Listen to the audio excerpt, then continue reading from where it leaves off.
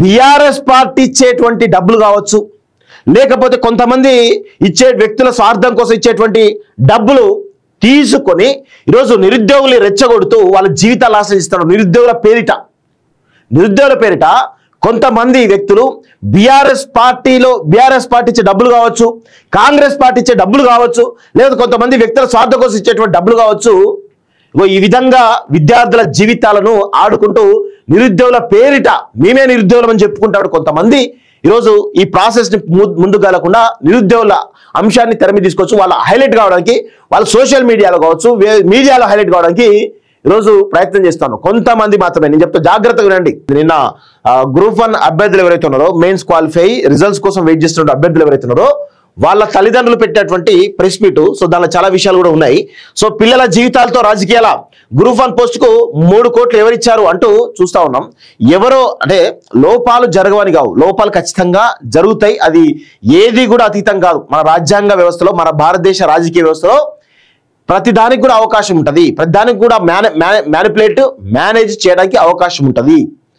So ఇప్పుడు సరే 3 కోట్లు ఇచ్చారని చెప్పేసి కేటీఆర్ చాలా పెద్ద వేదికగా అమ్ముకున్నారు. 3 కోట్లు ఇచ్చి పోస్టులన్నీ కూడా అమ్ముకున్నారు అని చెప్పేసి అంటే ఈరోజు ఆ యొక్క అభ్యర్థుల యొక్క తల్లిదండ్రులు అందరూ వచ్చి నిన్న ప్రెస్ మీట్ పెట్టి వాళ్ళ యొక్క ఆవేదనను వెలిబుచ్చడం జరిగింది. ఇక్కడ నేను చాలా మందిని కూడా ఇక్కడ దోషులుగా చిత్రీకరించే ప్రయత్నం చేస్తా. ఇక్కడ బలవుతున్నది నిరుద్యోగుల అంశాన్ని ఈరోజు తెర మీదకి తీసుకొచ్చేసి అధికార పార్టీ కావచ్చు, ప్రతిపక్షాలు కావచ్చు, లేకపోతే కొంతమంది అమ్ముడుపోతున్నటువంటి కొంతమంది వ్యక్తులు ఎవరైతే ఉన్నారో, కొంతమంది రాజకీయంగా ఎదగాలనుకున్న వ్యక్తులు ఎవరైతే ఉన్నారో, ఈ 4 కేటగిరీస్ కూడా ఈరోజు నిరుద్యోగులను బూచిగా చూపించేసి నిరుద్యోగుల జీవితాలతోటి ఆడుకుంటున్నారు అనేది చాలా స్పష్టంగా నేను చెప్పగలను. నేను చాలా డీటెయిల్గా ఈరోజు చెప్దామని ఫిక్స్ అయ్యాను. చాలా మంది కూడా నన్ను వ్యతిరేకించవచ్చు ఈ యొక్క స్టోరీ చేయడం ద్వారా. కానీ ఈరోజు అధికార పార్టీ ప్రతిపక్షాల వలలో చిక్కి కొంతమంది రాజకీయ స్వార్థం కోసం నిరుద్యోగులు ఈరోజు బలవుతున్నారు. కాబట్టి ఆ ఆవేదనతోటే నేను ఈరోజు స్టోరీ చేస్తా ఉన్నాను. ఇక్కడ ప్రధానంగా నిరుద్యోగ సమస్య గత కేసీఆర్ హయాంలో ఏం చెప్పారు వీళ్ళు? కేసీఆర్ హయాంలో ప్రతి ఇంటికి ఉద్యోగం ఇస్తామని చెప్పేసాను. సరే అది వదిలేయండి, అదంతా ఫాల్తు హామీ. కేసీఆర్ అంటూ ఫాల్తు కాడు కాబట్టి ఫాల్తు హామీలు ఇస్తాడు, పిట్టల ద్వారా ముచ్చట చెప్తారని చెప్పి పక్కన పెట్టండి. గత 10 ఏళ్లలో విద్యార్థుల జీవితాలతోటి, నిరుద్యోగుల జీవితాలతోటి ఆడుకున్నది కల్వకుంట్ల కుటుంబం. ఎంతమంది నిరుద్యోగుల ప్రాణాలు తీసిరో మనకు తెలియదా? ప్రవళిక అనేటువంటి ఒక అమ్మాయి చనిపోతే ఆ అమ్మాయి యొక్క చావును కూడా రాజకీయంగా వాడుకున్నటువంటి దుర్మార్గమైనటువంటి కుటుంబం కల్వకుంట్ల కుటుంబం కాదా? ఈ కేటీఆర్ కలిసి దుర్మార్గంగా వ్యవహరించలేదా? మనందరం కూడా సాక్ష్యమే కదా, మనందరం కూడా ఉన్నాం కదా. సో వాళ్ళు గత 10 ఏళ్లలో నిరుద్యోగులకు ఉద్యోగాలు ఇస్తే, విద్యార్థులకు ఉస్మానియా కానీ కాకతీయ కానీ వివిధ ఏవైతే యూనివర్సిటీలు ఉన్నాయో ఆ యూనివర్సిటీ డెవలప్ చేస్తే తెలంగాణ ప్రాంతం చైతన్యవంతం అవుతుంది, మా పైన తిరుగుబాటు చేస్తారు, మా నియంత్ర పోకడలను ప్రశ్నిస్తారని చెప్పేసి అన్ని రంగాల్లో కూడా తొక్కి పెట్టినటువంటి దుర్మార్గులు ఈ కేటీఆర్ కాదా? 10 ఏళ్లలో ఒక్క ఉద్యోగం కూడా ఇవ్వలేదు వాళ్ళు. ఏదో చూచాయగా కొన్ని మాత్రమే చేసి తప్ప ఎక్కడా కూడా చిత్తశుద్ధితోటి ఈ యొక్క రిక్రూట్మెంట్ ను పూర్తి చేసే దాఖలాలు లేవు. ఒక్క డిఎస్సి అన్న 10 ఏళ్ళు వేసిరా, ఒక ఇంటర్మీడియట్ సంబంధించిన లెక్చరర్స్ విషయంలో కావచ్చు, డిగ్రీ లెక్చరర్స్ విషయంలో కావచ్చు, ఎక్కడన్నా వేసిరా? అసిస్టెంట్ ప్రొఫెసర్స్ ను రిక్రూట్ చేసిరా? లేకపోతే ల్యాబ్ అసిస్టెంట్ కావచ్చు, స్టాఫ్ కావచ్చు రిక్రూట్ చేసిరా? ఏది చేయలేదు. గత 10 ఏళ్లలో ఇలాంటి అరాచకాలను మనంన్నిటి ఏదైతే నిరుద్యోగం జరుగుతున్నటువంటి సమస్యల విషయంలో మనందరం కూడా పోరాడినం. కేసీఆర్ ను గల్లాబట్టి దించడం, బండకేసి కొట్టడం, అధికారం పోయేటట్టు చేసినాం. సో ఇప్పుడు కాంగ్రెస్ పార్టీ అధికారంలోకి వచ్చింది. సో బీఆర్ఎస్ పార్టీ ఒకవైపు అయితే ఇక్కడ కాంగ్రెస్ పార్టీ మీరు చాలా స్పష్టంగా గుర్తుపెట్టుకోండి, కాంగ్రెస్ పార్టీ తెలంగాణ నిరుద్యోగులను వాళ్ళ యొక్క ఆకాంక్షలను వాడుకొని 2018లో అదే ప్రయత్నం చేసి ఓడిపోయింది. 2023 డిసెంబర్లో కాంగ్రెస్ పార్టీ అధికారంలోకి వచ్చింది. సో ఏం చేయాలి వాళ్ళు? వాళ్ళ ప్రియారిటీలలో నిరుద్యోగుల సమస్య ఉంది కదా, ఇక్కడ జాబ్ రిక్రూట్మెంట్ మనం చేయాలి కదా, అది ఫిల్ చేయాలి కదా. వాళ్ళు ఎందుకు తాత్సారం చేస్తున్నారు? ఎందుకు లోపాలు వస్తూ ఉన్నాయి? ఎక్కడ వ్యవస్థలో ఎక్కడ లోపాలు ఉన్నాయి? ఎందుకు కారణం ఏంటి అనేటువంటి ఒక్క దాంట్లో అయినా వీళ్ళు ఏమైనా చిత్తశుద్ధి ఉందా? నేను ఒకటే అడుగుతాను, కాంగ్రెస్ పార్టీ కానీ రేవంత్ రెడ్డి కానీ గతంలో బీఆర్ఎస్ అధికారంలో ఉన్నప్పుడు టీఎస్పీఎస్సీ పేపర్ లీక్ స్కామ్ అని చెప్పేసి రేవంత్ రెడ్డి మొదలుపెట్టుకుంటే ఆ పార్టీలో ఉన్నటువంటి ఇప్పుడు బీఆర్ఎస్ పార్టీలో ఉన్నటువంటి ఆర్ఎస్పీ కూడా గొంతు చించుకొని ఇప్పుడు ఆకురు మురళి కూడా ఈ పార్టీలో ఉంది కదా, గొంతు చించుకొని నిరుద్యోగుల పైన పెద్ద ఎత్తున నిరుద్యోగుల పక్షాన పోరాడి కదా. ఆ టీఎస్పీఎస్సీ పేపర్ లీక్ స్కామ్ పైన సిట్ కూడా వేసిరు కదా. ఆ కేసు ఎక్కడి వరకు వచ్చింది? ఆ కేసు పైన ఏమైనా చిత్తశుద్ధి ఉందా అంటే ఏదీ లేదు. ఈరోజు బీఆర్ఎస్ పార్టీని పడగొట్టడానికి కాంగ్రెస్ పార్టీ ఆ యొక్క పేపర్ లీక్ స్కామ్ వాడుకున్నది అధికారంలోకి వచ్చింది కదా. మరి దాని ఆ కేసును మరి ముందు ఎందుకు దాని పేరు ఎందుకు పురోగతి లేదు? పురోగతి ఉండాలి కదా, ఎందుకు లేదు? అయిపోయింది. సో ఇప్పుడు వీళ్ళు అనేకమైనటువంటి గ్రూప్ 1 కావచ్చు, 2 కావచ్చు, 3 కావచ్చు, ఇట్లా అనేక రకాల ఎగ్జామ్స్ పెడతామని చెప్పి నోటిఫికేషన్ ఇస్తా ఉన్నారు కదా. ఎందుకు వాటిలో లోపాలు జరుగుతూ ఉన్నాయి? ఎందుకు వాటి పకడ్బందీగా రూల్స్ ఫ్రేమ్ చేసి ఎందుకు నిర్వహించలేకపోతున్నారు? అంటే నిరుద్యోగులకు ఉద్యోగాలు వస్తే మా పైన తిరగబెడతారని చెప్పేసి ఇది ఒక డ్రామానా రేవంత్ రెడ్డి గారు? చెప్పాలి మీరు.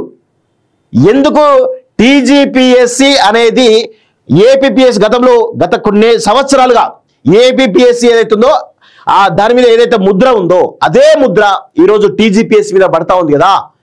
టీజీపీఎస్సీ టీఎస్పీఎస్ అంటే ఒక అవినీతి పుట్టాడే విధంగా ఈరోజు ఉన్నది కదా. ఎందుకు దీన్ని మీరు సెటరైజ్ చేయలేకపోతున్నారు? ఎక్కడ లోపం జరుగుతూ ఉంది? ఎందుకు విద్యార్థుల జీవితాలతోటి మీరు ఆటలాడుకుంటా ఉన్నారు? బీఆర్ఎస్ పార్టీ గతంలో వేసింది, ప్రస్తుతం మీరు కూడా ఏదో నిరుద్యోగులు మభ్యపెట్టే విధంగా ప్రయత్నం చేస్తూ ఈరోజు వాళ్ళని కూడా మోసం చేస్తూ ఉన్నారు. ఖచ్చితంగా ఇది మీకు ఇబ్బందికరమైన అంశంగా ఉంటది. మిమ్మల్ని కూడా గడ్డ దించడానికి నిరుద్యోగులు అందరూ కూడా నడుం బిగిస్తున్న విషయాలు గుర్తుపెట్టుకోవాలి. ఈ 2 కేటగిరీలు ఇట్లయితే ఇంకొక కేటగిరీ నిరుద్యోగుల్లో కొంతమంది, ఎంతమంది చెప్తాను పేర్లు కూడా తెలుసు కానీ పేర్లు నేను చెప్పా, ఒక 4 నుంచి 5 అండి. సో ఓవరాల్గా 10 మంది వేసుకోండి. 10 మంది బీఆర్ఎస్ పార్టీ ఇచ్చేటువంటి డబ్బులు కావచ్చు, లేకపోతే కొంతమంది ఇచ్చే వ్యక్తుల స్వార్థం కోసం ఇచ్చేటువంటి డబ్బులు తీసుకొని ఈరోజు నిరుద్యోగులు రెచ్చగొడుతూ వాళ్ళ జీవితాలు ఆశ్రయిస్తున్నారు. నిరుద్యోగుల పేరిట కొంతమంది వ్యక్తులు బీఆర్ఎస్ పార్టీ ఇచ్చే డబ్బులు కావచ్చు, కాంగ్రెస్ పార్టీ ఇచ్చే డబ్బులు కావచ్చు, లేదా కొంతమంది వ్యక్తుల స్వార్థం కోసం ఇచ్చేటువంటి డబ్బులు కావచ్చు, ఈ విధంగా విద్యార్థుల జీవితాలను ఆడుకుంటూ నిరుద్యోగుల పేరిట మేమే నిరుద్యోగులం అని చెప్పుకుంటాడు కొంతమంది. ఈరోజు ఈ ప్రాసెస్ని ముందుకు వెళ్లకుండా నిరుద్యోగుల అంశాన్ని తెర మీద తీసుకొచ్చు వాళ్ళ హైలైట్ కావడానికి, వాళ్ళ సోషల్ మీడియాలో కావచ్చు, మీడియాలో హైలైట్ కావడానికి ఈరోజు ప్రయత్నం చేస్తాను. కొంతమంది మాత్రమే, నేను చెప్తా జాగ్రత్తగా వినండి. ఇప్పుడు నిరుద్యోగులు లక్షలాది మంది తెలంగాణలో ఉన్నారు. లక్షలాది మంది తెలంగాణలో ఉంటే ఒక 5 నుంచి 10 మంది మాత్రమే ఈ విధంగా ఒక కల్ప్రిట్స్ తయారని, నిరుద్యోగ సమాజంలో కల్ప్రిట్స్ తయారై ఈ విధంగా చేస్తా ఉన్నారు. ఇది ఒక 3వ అంశం. ఇక 4వ అంశం, కొంతమంది కోచింగ్ సెంటర్ల నిర్వహించడానికి కావచ్చు, కోచింగ్ సెంటర్లు డెవలప్ చేసుకోవడం కావచ్చు, ఈ నిరుద్యోగులు వాడుకుంటా ఉన్నారు. లేకపోతే కొంతమంది రాజకీయంగా ఎదగడానికి ఈ యొక్క అంశాన్ని వాడుకుంటూ ఉన్నారు. సో ఇది ఎందుకు ఇది జరుగుతూ ఉన్నాయి? ఎక్కడ లోపం జరుగుతూ ఉంది? ఒక విధానపరమైనటువంటి డిస్కషన్ చేసేటువంటి పరిస్థితి తెలంగాణ లేకపోవడం దౌర్భాగ్యం. ఇప్పుడు ప్రతి అంశంలో కూడా ఒక విధానపరమైన డిస్కషన్ జరుగుతూ ఉంది కదా. ఎందుకు ఈ నిరుద్యోగుల అంశంలో ప్రభుత్వం నుంచి రిప్రజెంటేషన్ తీసుకొచ్చేసి ఎందుకు ఒక విధానపరమైన డిస్కషన్ ఎందుకు చేయట్లేదు? పౌర సమాజంలో చాలా మంది వ్యక్తులు ఉన్నారు కదా, ఎందుకు దీనిపైన మాట్లాడడం లేదు? అంటే ఎవరికి వారుగా తమ రాజకీయ ఆర్థిక స్వార్థ ప్రయోజనాల కోసం నిరుద్యోగుల అంశాన్ని వాడుకుంటున్నారు తప్ప ఒక్కరికి కూడా చిత్తశుద్ధి లేదు. ఒక్కరికి కూడా ఈ వర్గాలు ఏవైతున్నాయో వీళ్ళెవరికి కూడా చిత్తశుద్ధి లేకుండా పనిచేస్తా ఉన్నారు.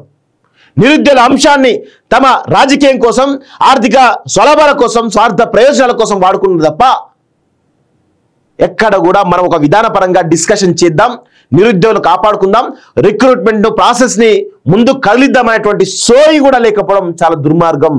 ప్రభుత్వం కూడా ఇదే రప్చర్ కావాలని కోరుకుంటా ఉంది. ఏమైనా ఇంటేనేమో హైకోర్టులలో బలమైనటువంటి పిటిషన్లు వేసి, లేకపోతే హైకోర్టు నుంచి సుప్రీంకోర్టులో పిటిషన్లు వేసేసి నిరుద్యోగులందరినీ కూడా ముంచుతా ఉన్నారు. నిరుద్యోగుల డిమాండ్స్ ఏంటి, అవి ఏ విధంగా సాధ్యాసాధ్యాలు ఏంటి, ఒక ఇంటెలెక్చువల్ డిబేట్ చేయండి.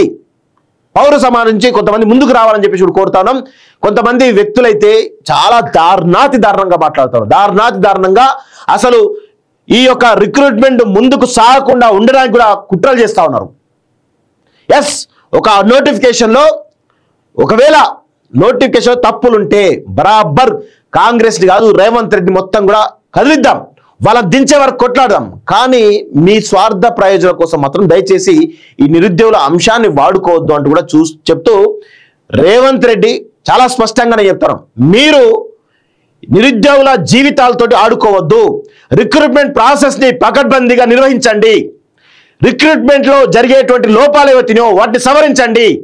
అలా చేయకుండా మీరు కనీసం ఎగ్జామ్స్ కూడా సరిగ్గా నిర్వహించలేనటువంటి చావగాని స్థితిలో ఉన్నారంటే మీ యొక్క ప్రభుత్వం ఏ విధంగా ఉందో ఒక్కసారి అర్థం చేసుకోమని చెప్పేసి కూడా ఈరోజు నేను కోరుతా ఉన్నాను.